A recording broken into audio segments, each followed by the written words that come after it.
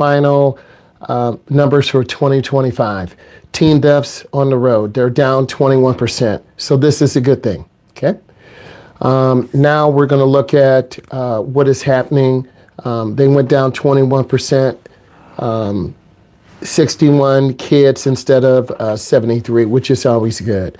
So now we want to look at how do you become safer toward 2025, 2026, 2027.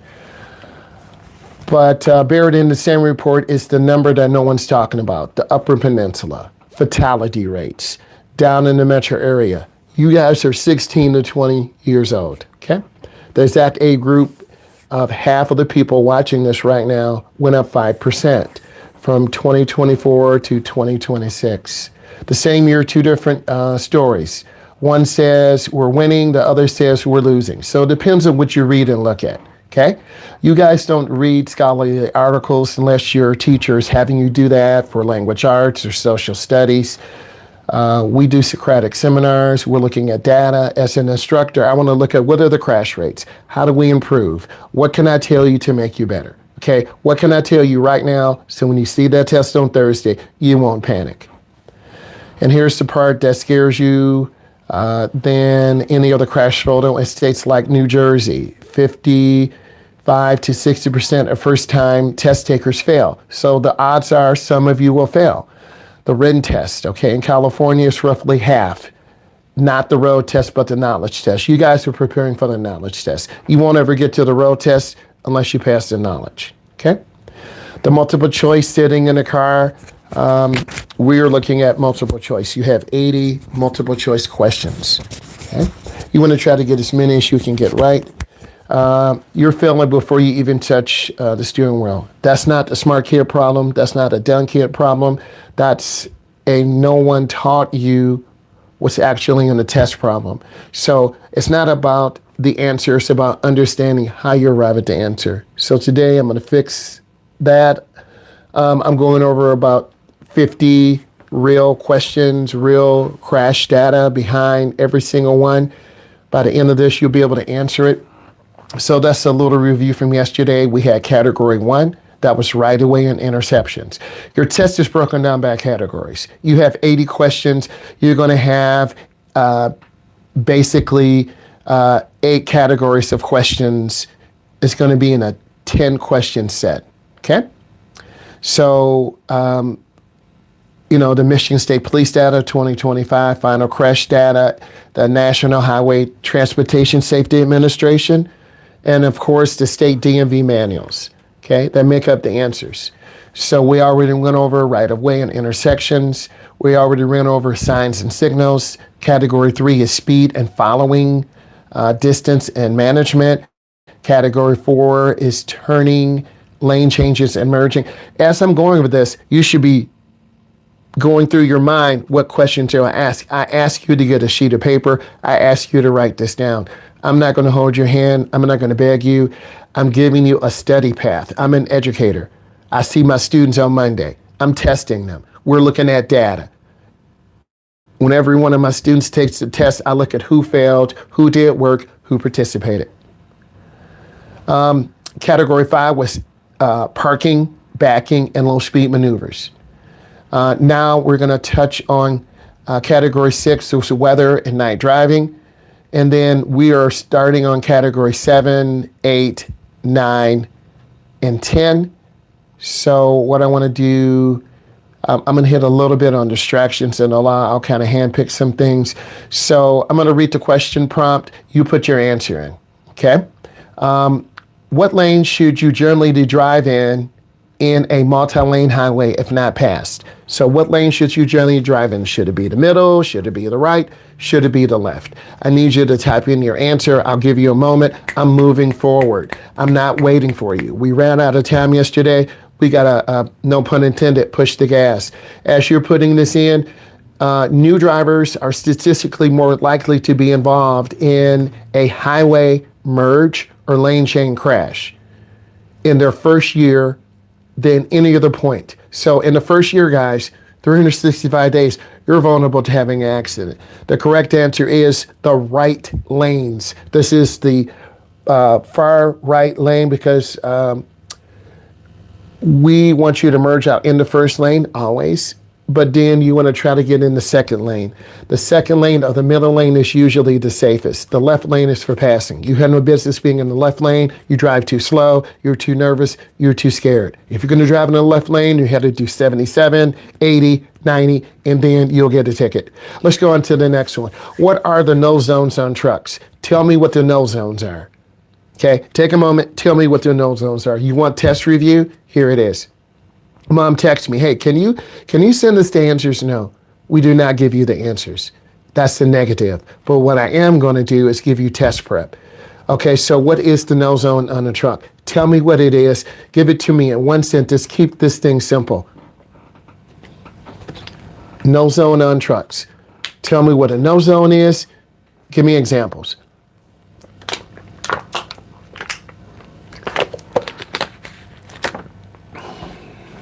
No zones. What are they? Tell me what they are. Give me some examples. Guys, I learned from experience. I'm going to keep this moving. You got to get this information in. No zones. What are they?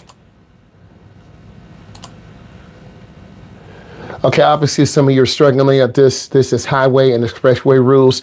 No zones. They are for left side, right side, front, and back. And if you're struggling on no zones or blind spots, that's one area you need to work on. I will put a check by that. No zones, blind spots. You're going to see 2 or 3 questions. I want to keep going. When entering a highway, what should your speed match? When entering the highway, what should your speed match? Okay? Again, when you're entering the highway, this is category 7, highway and expressway. What should your speed match? I know most of you by now, this is the 3rd week. Some of you move slow, some of you play, some of you drift off. I'm pushing the gas. So when you're entering the highway, what should your speed match? The speed of the traffic already on the highway. You want to get out and merge in you want to be in a 3rd gear merge. When you first make your turn onto the expressway, you're in 1st gear. As you push the gas, the car's going to shift to 2nd gear. That's not enough. You want to be in 3rd gear. That's anywhere from 30 to 45 miles an hour, depends on your gearing in your car or truck. But you have to be in that 3rd gear merge to accelerate quickly into gear 4, gear 5, or gear 6. So let's keep going. What should you do if you miss your exit on a highway? Again, tell me, what should you do if you miss your exit on a highway? Tell me in your own words what you should do. What should you do? What shouldn't you do? I'll get 2 things in one. Again, this is category 7. There are 10 categories. What should you do if you miss the exit on a highway? You want to continue to the next exit. You never want to stop, back up, or cross on the shoulder. That's a dangerous maneuver. It will cause you to fail. You could lose control of your car, and it's downright dangerous. I'm going on to the next. What is the move over law? You need to tell me in your own words. Okay, there have been some updates across whatever driver must know. What is the move over law? Tell me what it is. Give me an example. Okay, each category should take us 5 minutes, 7 minutes. I want to keep going. Okay, I know about test prep. I'm calm, I'm happy, I'm ready for you guys to get this done. And then your drives will take care of themselves. It all works out. If you miss a day, you just make it up next month. If you miss a drive, you'll pay your late fee, and then you got to make it up. Okay, we have a time frame to get you done in. We have to be compliant to the state. And if you're not compliant, you miss a day, you go to the next class next month. You call, you make an arrangement. It is what it is. I have to be here on time too. So the move over law, you must move over a lane or slow significantly down if you can't move over a lane for stop traffic. This is including service vehicles, maintenance vehicles, first responders. Next, what should you do if your vehicle breaks down on the highway? Tell me what you should do. Okay, again, category 7, highway and expressway rules. Your car's broken down. What should you do?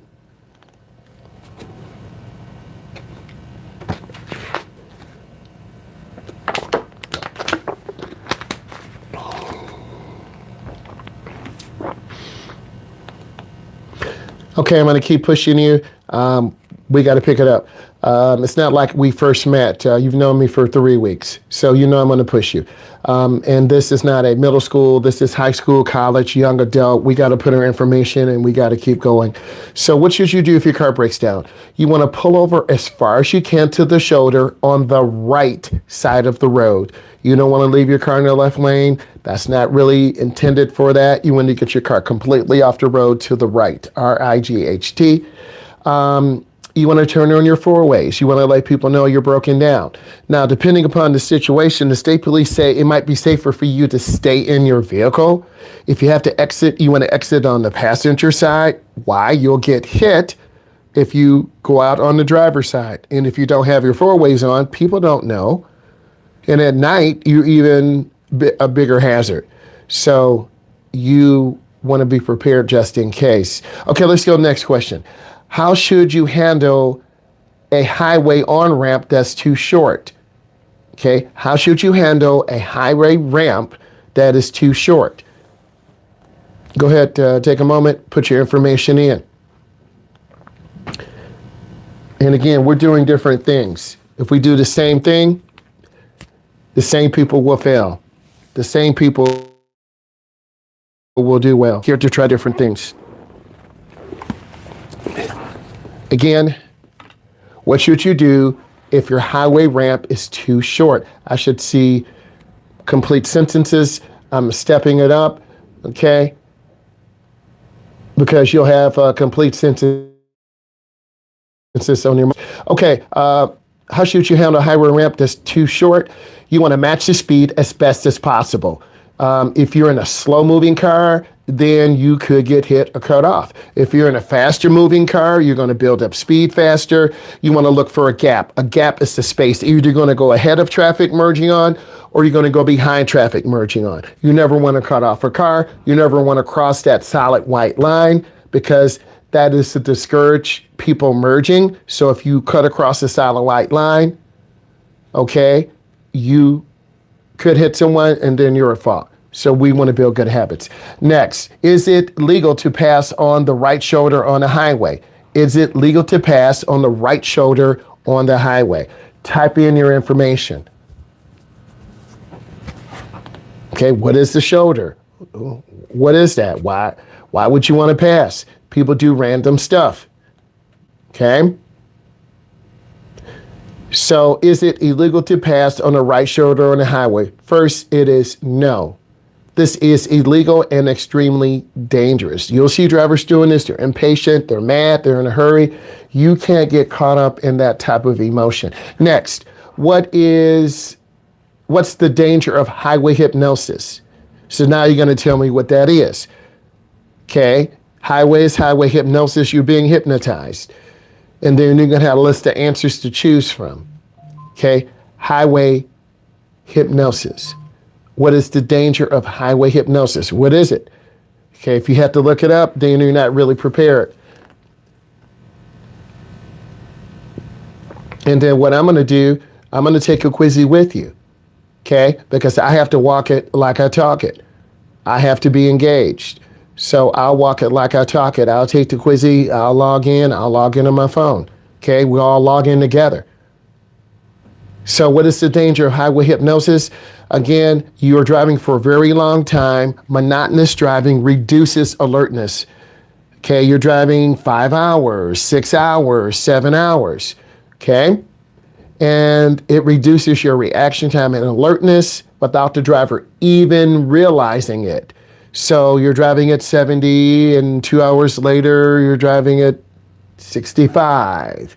Another 2 hours later, you're driving at 60. Or the other way, you're driving at 70, now you're driving 75. Another 2 hours, you're driving 79. Then another 2 hours, you're driving 83 miles an hour because people are driving really fast and you're not aware of it. And then it's a 55 mile per hour zone.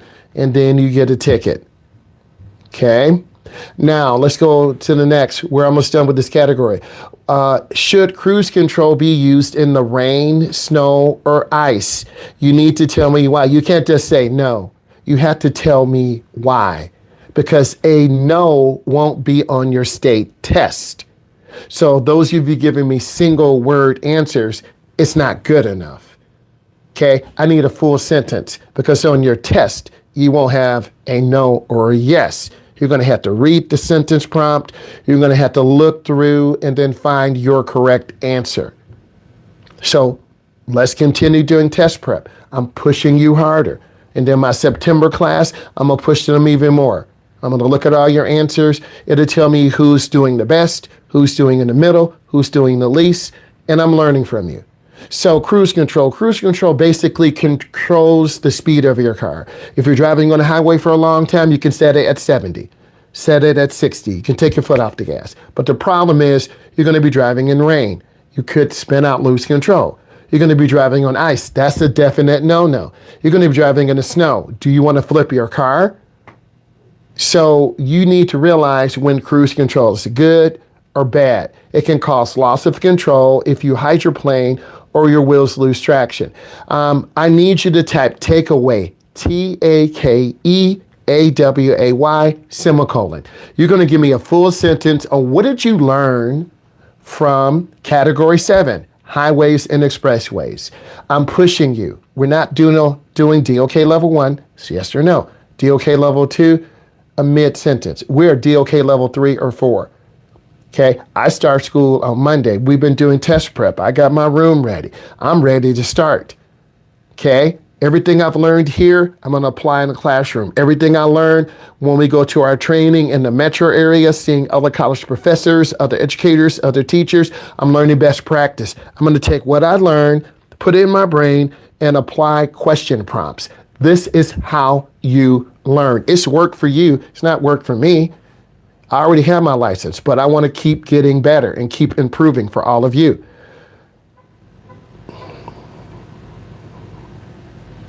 All right, so takeaways. I learned no zones. I'm just reading through. D mentioned, I learned you should use your cruise control, but not in bad weather. Thank you. I'm just going to keep going. Ava mentions highway hypnosis. Thank you. You want to get out and stretch your legs. Ben talked about, I've learned from category 7, highway hypnosis. Said that twice. I'm just keeping a mental note. Okay, I'd like someone else to say something different besides highway hypnosis. Because there's more than 10 things in the category. I learned blind spots of trucks. 2 people have said that. I've learned you should not leave cruise control on. Thank you. Highway hypnosis. So 4 or 5 of you said the same thing. If you would say, well, guys, there are other things. Okay. We talked about multi-lane roads. We talked about missing your exit. We talked about the move over law. I'm reading things you didn't talk about. Okay. We talked about if your vehicle breaks down. We talked about a short ramp. We talked about, is it legal to pass on the right? So 3 or 4 or 5 of you kind of talked about the same thing. Let's go on to next. This is, I'm going to go on to category 9, pedestrians, cyclists, and school buses. Again, pedestrians, cyclists, and school buses. I would take notes. You can choose to listen to me or not, because in the end, here's why I'm doing this. You're creating a study guide by category. It's not random. Some of you are random. Most teams are random. Okay, you're not as organized. Well, why do you say that? Because I'm a school teacher. We're doing it by category. Knowledge tests are clustered questions. Okay, you want to retest yourself on the ones you get wrong. Good afternoon. How are you? Next, you want to drive the category in your weakest area. Okay, and when you drive the category in your weakest area with real instruction, you're going to do well. And then, of course, category 10, most people don't fail by not knowing. They fail from freezing. Okay? So let's go ahead and get this category right now. And again, I'm going to do some quizzes with you. I'm going to walk it like I talk it. If I do terrible, then you can cap on me and clock my T. But if I destroy you, I'm going to keep it moving. Okay? So this is category 9, pedestrians, cyclists, and school buses. The Michigan State Police 2025 numbers show pedestrians deaths are up 18%. A pedestrian is someone who's not in the car. Elderly, kids, people who are maybe on bikes or scooters. It's up 18%.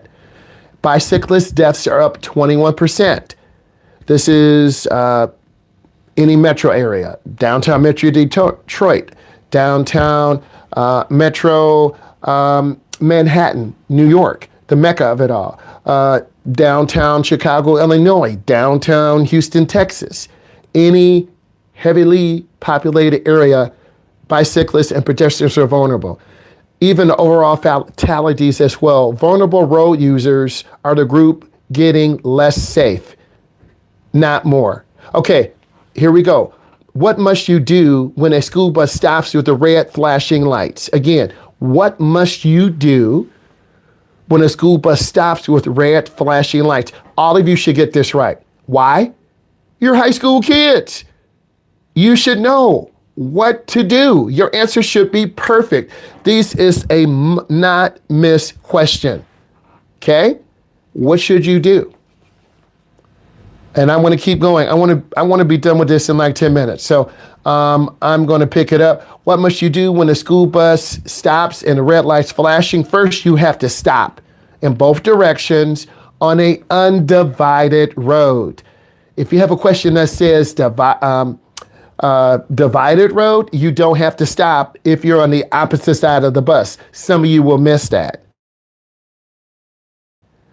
Flashing and the bus stops moving. Next, what does school bus stop rules apply on a divided highway with the median? I actually just gave you the answer. So what does the school bus stop rule apply on a divided highway with a median? If you don't know what a median is, and you are less than 24 to 36 hours from your test, then you failed yourself because I'm putting the learning on you. You have the digital study guide. You have everything. We've done quizzes. You see where you're ranked, either you're in the top, middle, or bottom. It's a bell-shaped curve. 3 or 4 of you are to the left. That 90%, 93, 97. 3 or 4 of you are 91 to 88, 87, 86. 3 or 4 of you are 80 to 79, 75. Then we go over the right side of the curve, 75 to 69 or 67. Ha ha ha. And then if you don't study and don't care, you're below 60%. Okay? You have 80 questions. If you miss more than 10 questions when you take your test, you really didn't study. That's the standard that I'm giving you since I test prep you. You're my students, you're just in a different location. So I need you to step it up. So we talked about the school bus stop rule applying on the divided highway with the median. In most states, only traffic behind the school bus must stop. Most states. Oncoming traffic on the other side of the physical median may proceed with caution.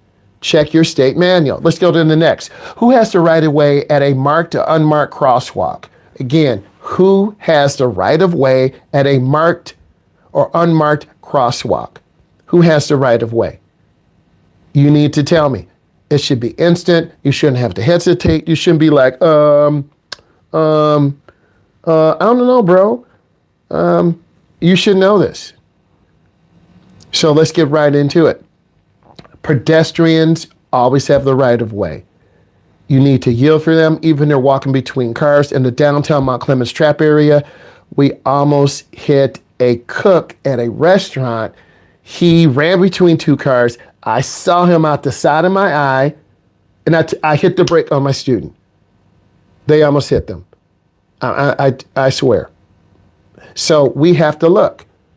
There are people playing Pokemon Go. I know, Pokemon Go. Are you serious, Myles? Yes, because Logan Paul had a Illustrator card, 5.5, 5.6 million. Why you tell us this all the time? Because you think I'm stupid, and I'm not.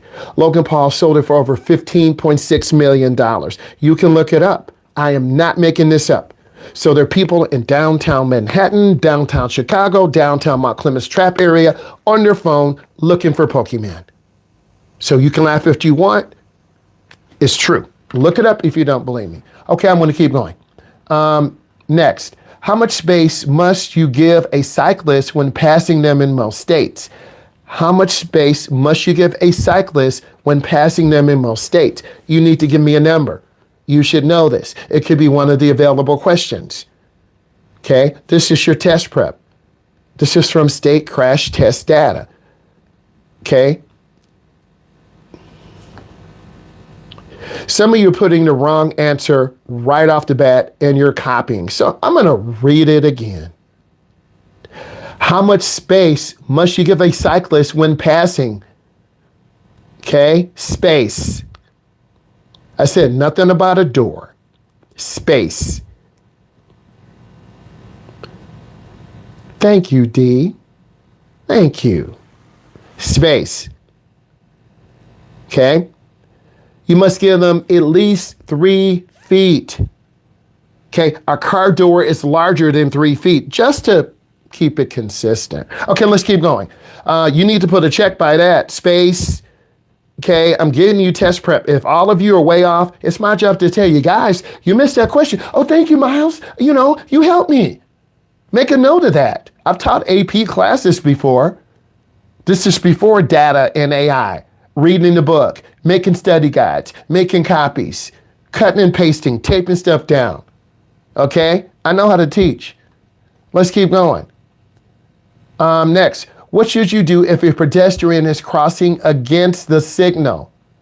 What should you do if a pedestrian is crossing against the signal? I'm using the correct language. And if you don't understand this, then you're not understanding pedestrian behavior. You're not understanding a signal. You're not visualizing an intersection. You have to visualize this. This is a driver's education class. You're taking your state tests. State tests are hard. People fail them. I'm trying to give you the tools. And remember, when this is over, I'm going to take the quizzy with you. Okay? So let's get right to this. So what should you do if a pedestrian is crossing against the signal? It's called jaywalking. Walking between cars. You must still yield to them and avoid hitting them. Pedestrian safety comes first, regardless of who's at fault. I told you the cook coming out of Coney Island, he was on his phone. He started walking out. I hit that brake. Okay? You have to be aware. Jaywalking. Okay, next. Can you turn right on red if a pedestrian is in the crosswalk? Yes or no, and tell me why. And team, look at this. We've had 1, 2, we had 3 questions on pedestrians. You're going to have a group of 3 important questions on pedestrians. If we were in New York, Chicago, a bigger metropolitan area, you're going to have more questions because pedestrian fatalities are huge. So this is unique. This section, pedestrians, cyclists, and school buses, I see a trend. I don't know about you. I see a trend. I'm trying to help you miss less than 5. Thank you. You better text me. Hey, I missed 5. I already know. Hey, I missed 7. I already know. Hey, I missed 10. I already know. Because I know how you move. You know how I move too and what I do. Okay, and I'm taking your test prep serious. Okay, so let's talk about this.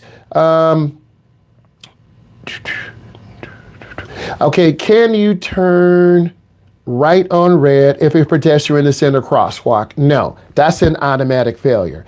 You must wait until they have cleared the path across from you. Downtown Detroit, downtown Chicago, downtown Manhattan, New York. Pedestrians don't care. They're going to look at you. They're going to look at the light. Your light just turned green. They walking in front of you. Okay, and you're going to miss your show at the theater. And you got to parallel park. And you're going to have to pay $50 in a parking spot because you can't parallel park. And if you park illegally, they're going to tow your whip. I know this because my daughter and I went to a office party It was $40. I was driving. She said, like, Dad, I got it. I'm like, you sure? Yep. She downloaded the app. I paid her back the next day. $40 for a parking spot. That's why you guys won't go downtown. It costs too much. You're going to get lost. No, Mom. Okay. Bruno was downtown. Stop playing. Anyway, let's keep going. Okay. Oh, this is a good one. If a blind pedestrian is using a white cane or service animal, what must you do? If a blind pedestrian using a white cane or service dog, okay? Service dog. They say animal. Service dog. It's not going to be a service cat. It's a service dog. What must you do? Tell me your thought process. What are you going to do? Again, we had at least 3 questions on pedestrians. And you need to understand how pedestrians move, why they're so vulnerable. It makes sense. If we were in New York, more questions. If we were in Chicago, more questions. Atlanta, Georgia, more questions. California, more questions. Okay? Stop them, wait, they have no do, you're there, although you may. I like what you said. They will hear the sound of your engine. They will hear the sound of your engine. That told me someone was reading. Okay, and that is Avery. Come on, Avery. That told me Avery was reading. Okay, I'm just looking through. Assume they are blind and yield? When you assume, you never assume anything. Yield to them and honk your horn so they can hear you. No, Ava, wrong. You will startle them.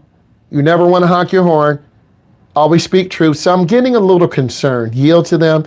So one answer was extremely yes. One answer is extremely no. Ava, if you honk at them, that's going to startle them and startle the animal. That's what you don't want to do. And if you're taking your test, your road test, and you honk a horn, I'm guaranteeing you go fail, right? I'm trying to get you ready for when you're 16 or 17. I'm thinking that much ahead, right? Why not? Get you ready. And remember, I'm going to take the quizzy with you. And if I suck, you can clock my T. If I win, I'm going to keep it moving. So you never want to honk your horn. You want to come to a complete stop and yield to right of way. Okay. What is the danger zone in front of and behind a school bus? What is the danger zone in front of, behind the school bus? You know I'm not playing. I used to do the cahoots with them. I got to show up and show out, okay? And I'm going to have you take it too. If you listen, I'm going to give you guys the code, and then you're going to do the quizzy with me. It's going to be like 10 questions, okay? So don't go anywhere, okay? All right, guys, we are talking about the danger zone directly in front of and behind a school bus. What do you do? How do you drive? What shouldn't you do? What should you expect? What won't you expect? Okay? You are 15, 16, 17, 18 or older. I've had older students take the class, pay for it because they want to be prepared. Okay? Okay, I recall one young man paid his money. He was almost 19. He had special permission because really he should have taken the test at the Secretary of State, the TIP test, but he wanted to learn. He paid for his whole class. Okay, so let's talk about this. What is the danger zone directly in front of and behind a school bus? Is known as the danger zone. Children are hardest to see there, which is why buses are required a full stop from surrounding traffic. Kids are little, 3 feet, 4 feet. That school bus is 4.5 feet, 5 feet tall. They're running, Mama, I drew a dinosaur. You're down there looking at your phone, you're about to kill a kid. Kids will run out in front of a car. They are very unpredictable. Okay, adults should know better. Okay, and a bus driver 2 years ago ran over a woman on a city bus. He or she wasn't paying attention, ran her. I'm not making this up. You can Google it. Type it in. You got to be careful. Okay, I want to keep going. Why do pedestrians see? Another pedestrian question. Why do pedestrians and cyclist fatalities rise in 2025 even if deaths drop? Again, why did pedestrian and bicyclist fatalities rise in 2025 even as overall deaths drop? So now you got to put your brain together. We went through a lot of information. You should be able to tell me this. This is a DOK level 3 or 4. This is not a 2. This is not a 1. You got to put what you learned and tell me why. Why did pedestrian and bicyclist fatalities rise in 2025, even overall deaths dropped? I'll give you a moment.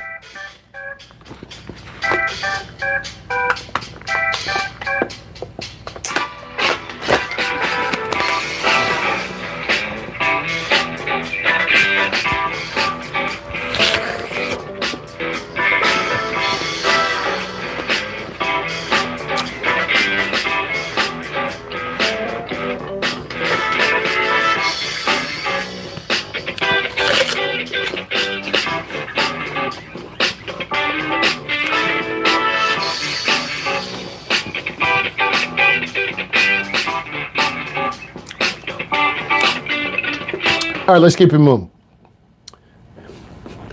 How you doing? What's up? All right, let's keep it moving. So I asked you to put it like a summary. Why did pedestrians and bicyclists fatalities? Fatality is when someone dies. We're talking about pedestrians and bicyclists. We're looking at those groups. Why did they rise in 2025 even as overall deaths dropped? And overall view, officials pointed to an increase in vulnerability from vehicle size, speed trends, and infrastructure gaps, meaning those big downtown buildings, downtown Detroit, downtown Mount Clemens Trap area, downtown Manhattan, downtown Houston, Texas, big buildings. As reminder that safer roads don't always mean safer for everyone equally. People walk on the side of the road. They wear dark clothes. If you're riding your bike, you should be riding with the flow of the traffic. You don't see this. And I see more people 40, 50, and 60 who maybe don't have a car or lost their license. They're on a little e-bike, okay? They got it off of Temu, if I'm saying it right, or TikTok. They got TikTok Shop or Temu, okay? They sell them on Amazon, but they're going the wrong way. If someone pulls out, they're going to get hit. You see people walking early in the morning, but they're walking with traffic. They're going to get hit. If you're riding a bike, you're supposed to ride with the flow of the traffic. Okay, if you're walking, you're supposed to ride against. This is category 10. This is the last category, and then we're doing a quizzy. Okay, so these are instant fail traps, examiner test psychology. Okay, in this category that decides who passes on paper and on the road, these are the traps that catch people, not the unprepared ones. So let's get right into it. On a multiple choice test, what should you do if two answers both sound correct? Oh, I love this. I'll say it again. You got to type it out. On a multiple choice test, and that's what your state examination is going to be, multiple choice. What should you do if two answers both sound correct? Tell me what you should do. I'll give you a moment.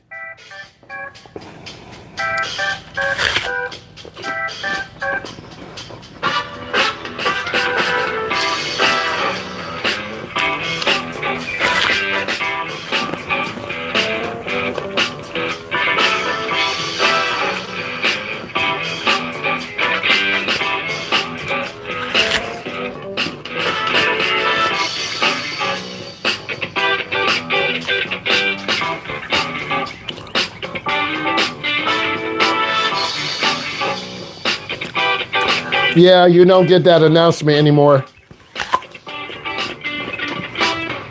I have to send you a message or something. Okay, let's break this down. These are instant fail traps, examiner test psychology. Okay, this is the category that decides who passes on paper and on the road. Because if you don't pass your knowledge test, you won't ever get on the road and take your road test. So you have some tests. These are traps that catch prepared people, not unprepared ones. Okay? So on a multiple choice test, what should you do if two answers both sound correct? You want to pick the most complete and safe answer. Test writers often include a technically true but incomplete distractor. Bruh. Okay? Look for the obsolete wording. Thank you, Ava Montgomery. Ava's locked in. I'm going to look at other people. Imagine both scenes. Pick the one that you feel like is the best answer. Alexis, not mad. Andrew said, review the question and answer, then choose the one that sounds most likely to be it. Not mad. Trust your gut. Answer the question that makes the most sense. Quick catch you a little bit. You're going to hear crickets. I'm looking to see. Read both thoroughly and pick the one that differs. Not mad, Avery. Pick the better of the two. I'm a little confused. Read them very closely and pick one. Pause and come back. I'm not mad, Floyd, but if you pause and come back, you could be off by one question. I have seen students have 4 or 5 tough questions. They skip one and they miss 10 in one section, 10 in the other, 10 and then they fail. So you don't want to skip around. But if you're not sure, below question mark, go to the next. Okay, so let's look at this. Next, true or false? The safest answer is usually correct on ambiguous questions. Ooh, I love this word. I'll say it again. True or false? The safest answer is usually correct on ambiguous questions. One of those hard teachers. This test is designed to test your knowledge. So what do you do in this one? If it's true, you tell me why. If it's false, you tell me why. I'll read it again. We got to get through category 10, and then we're all going to do a quizzy. Everyone here is going to do a quizzy. I'll pick a short one, and then we're going to see. Okay? True or false? The safest answer is usually correct on ambiguous questions. Okay, please put in your answer. Okay, I want to keep going. Please put in your answer. Okay, I'm pushing to you. True and tell me why. Some of you saying true, but you're not telling me why. Okay, look, I'm passionate about driving. Some of you saying true, but you not telling me why. I want to know the why. Okay, why do you fail this class? You don't do your study guide. You're wasting your time. You're getting a low score on driving tests. It all correlates. Okay, thank you, Andrew. Okay, let's talk about this. True or false? The safest answer is usually correct on ambiguous questions. First, it is true. When unsure, the most cautious defensive driving answer is almost always the intended correct one. Let's say this again. This is so tricky. I know you hate it. I'm going to read this again. True or false? The safest answer is usually correct on ambiguous questions. Okay? True. When unsure, the most cautious defensive driving answer is almost always the intended correct one. Okay, let's go to the next. What is the most commonly missed sign recognition question on a real test? Again, what is the most commonly missed sign recognition question on the test? We're talking about signs. Okay, talking about signs. Take a moment.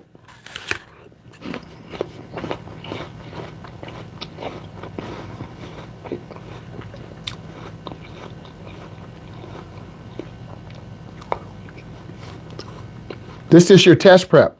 And then we're going to do some quizzes. And we're going to see where I line up, where you line up. I know some of you want to beat me so bad. It's okay. If you beat me, good for you. You should. But if I destroy you, you're like, you're an instructor. You're supposed to know the questions. You're right. All right, here we go. Here we go. What is the most commonly missed sign recognition question? Most commonly missed sign recognition question on a real test. A distinguishing warning sign, which is yellow, and a regulatory sign, which is white. Regulatory speed limit sign. Warning, yellow sign.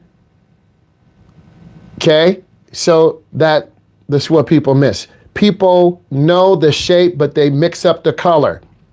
Okay, you got to know signs by shape and color. Okay, next, if a question describes a scenario, I love this. If a question describes a scenario with a school zone and crosswalk, not done.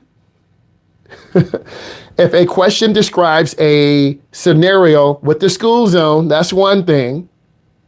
With a crosswalk, that's another. And a flashing light, what's the test really checking? I'll say it one more time. If a question describes a scenario with the school zone, a crosswalk, and a flashing light, what's the test really checking?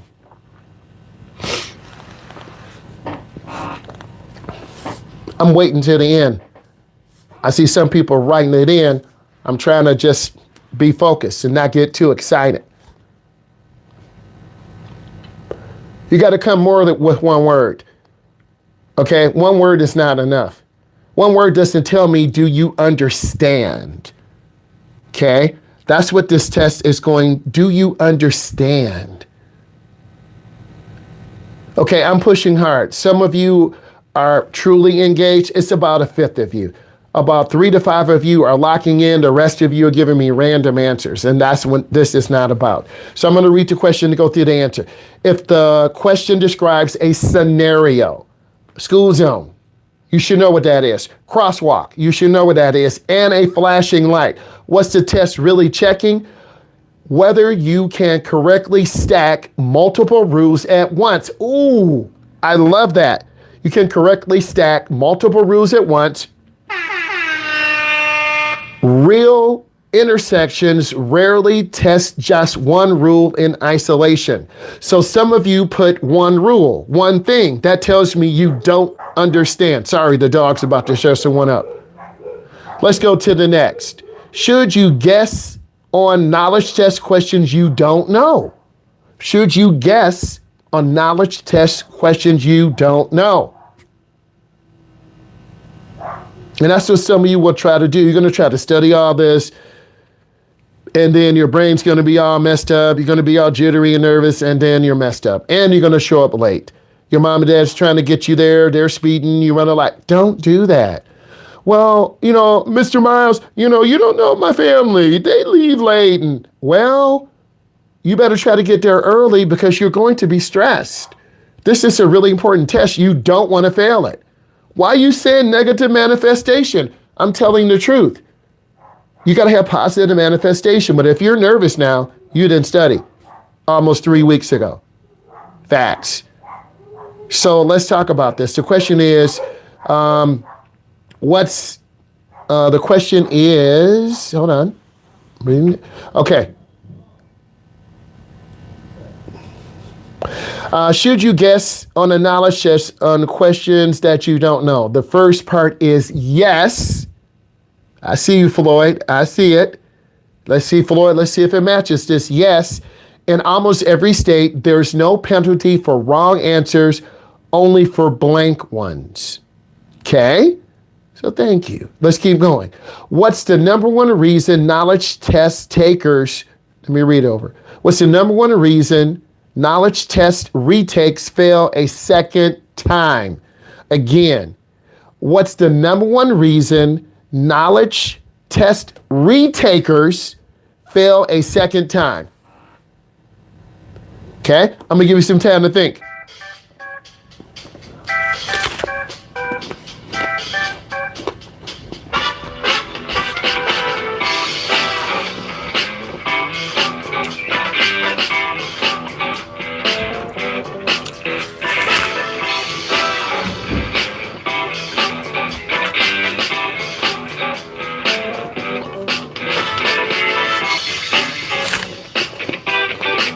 Hang in there. We're almost done.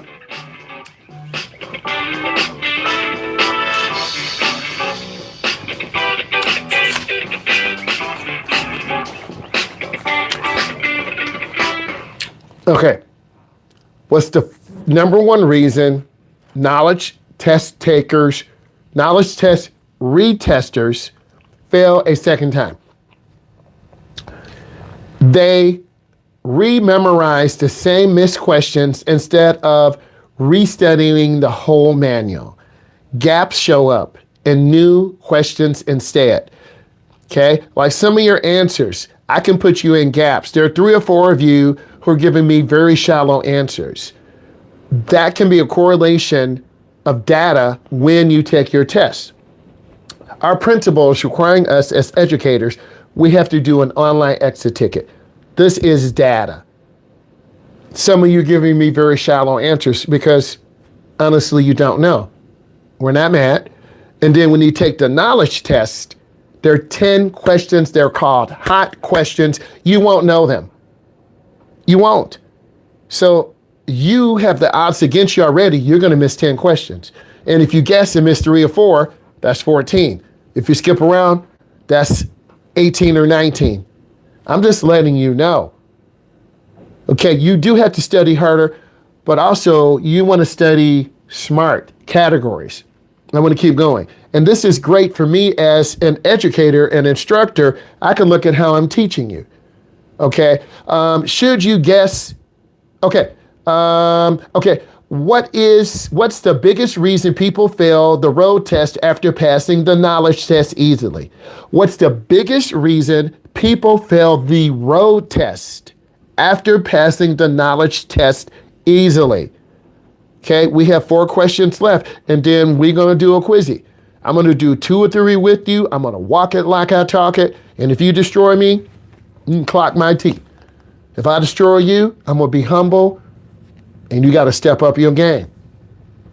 Again, I'll read the question again. You need to be typing in your answers. Okay.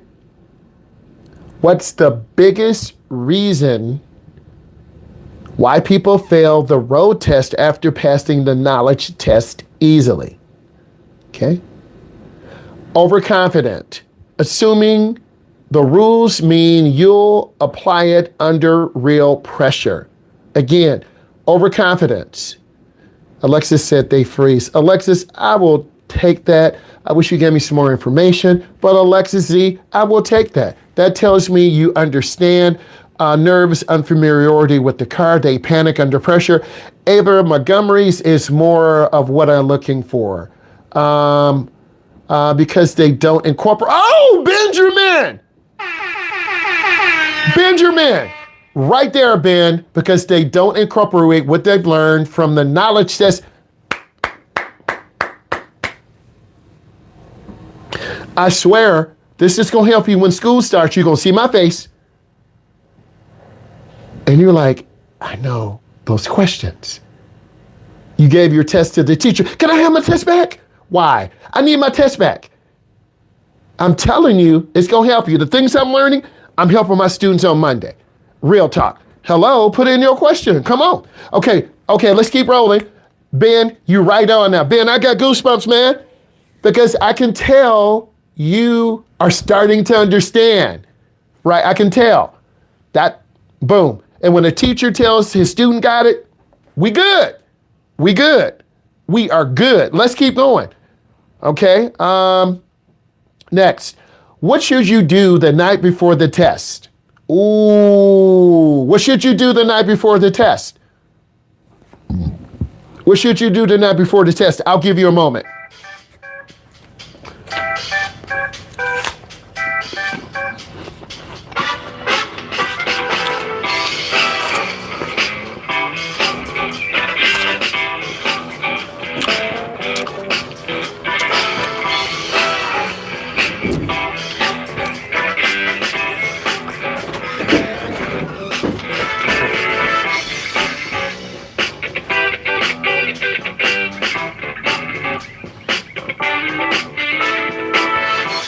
Again, the question is, what should you do the night before the test? All right, night before the test, a light review only. Get full sleep. Cramming new material the night before the test hurts your recall, then helps. Okay? This is the last question on the category 10 instant fails, and then we're going to do the quizzy. And we all going to be locked in, so we're not done. What's the one thing almost every retest failure has in common? Again, what is one thing almost every retest failure has in common? Okay, again, what is one thing almost every retest failure has in common? I'm gonna give you a moment.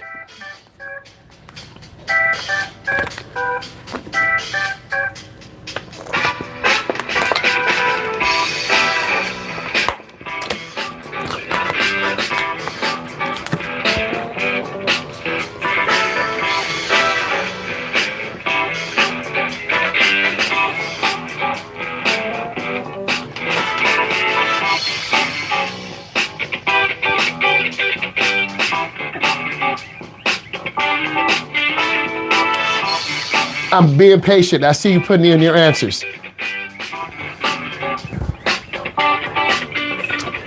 Okay. What's the one thing almost every retest failure has in common? They panic and hesitate in decisions. Not lack of knowledge, but they freeze when it's time to apply it. Again, panic-driven hesitation, making a left turn, merging an expressway, yielding, hesitating at a roundabout, or taking your knowledge test for a second time, and the odds are sometimes against you, because I'm just being real, if you fail your test a second time, you're going to have to repeat a week of class, no charge, because we're not going to pass you. If you don't pass the knowledge test, then you can't move on in your driving process. Okay, I'm gonna read the action plan. This is closing. We went over 100 questions. Every single one is grounded in real truth, a real crash trend, a real examiner pattern. We're not doing internet guessing. We study by category, not random. Knowledge test cluster questions, the same way videos do. Okay? Retest yourself with the ones you got wrong, not the whole thing. Drive the category you're weakest in with real instruction. Category 10, most people don't fail from not knowing, they fail from freezing. Join myquiz.com. Joinmyquiz.com. I will give you a code. We're doing 10 questions. I'm doing it with you. Joinmyquiz.com. Again, joinmyquiz.com. Joinmyquiz.com. Please and thank you. Joinmyquiz.com. Give me 1 second. I'll give you a code. Joinmyquiz.com.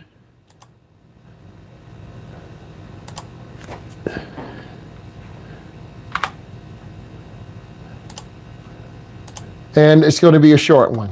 I'm getting it up. No, I don't want premium. Update. No, we're doing basic. Give me 1 second. I'm doing a short one.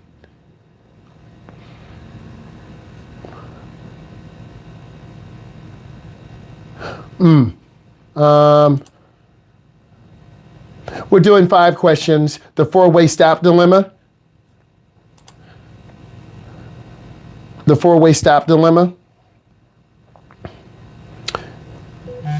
4-way stop dilemma.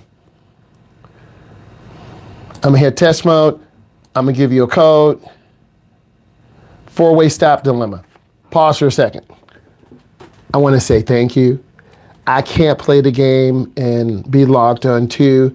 What I want you to do, I'm gonna give you a code. The code is 565286. Again, The code is 565286. Okay.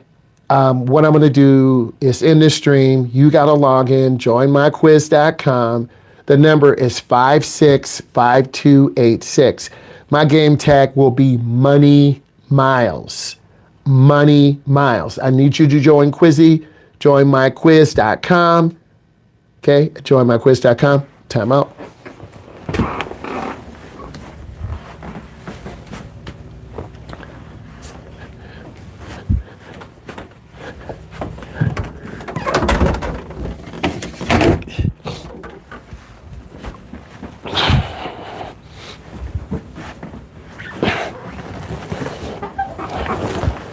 Again, 565286.